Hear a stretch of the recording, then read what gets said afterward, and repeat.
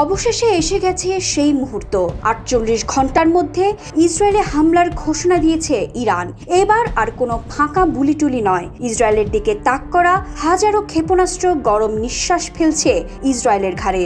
এবার শুধু একটা হুকুমের অপেক্ষা। ইরান যে ইসরায়েলে হামলার সব প্রস্তুতি সেরে ফেলেছে, এ তথ্য দিয়েছে যুক্তরাষ্ট্রের ওয়াল স্ট্রিট জার্নাল। এ খবরে দিশেহারা অবস্থা ইসরায়েলের, ঢং ঢং বাজছে পতনের ঘণ্টা।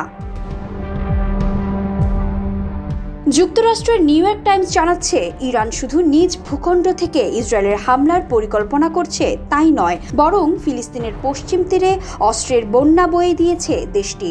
পর্যাপ্ত অস্ত্রের মজুদ নিশ্চিত করতেই কিছুটা সময় নিয়েছে ইরান। অর্থাৎ ইসরায়েলে হামলা হবে সম্মিলিত পরিকল্পনা মাফিক, যে হামলায় যোগ দিবে লাখো ফিলিস্তিনি মুক্তিযোদ্ধা। এমন ভয়ঙ্কর হামলা থেকে কিভাবে বাঁচবে ইসরায়েল?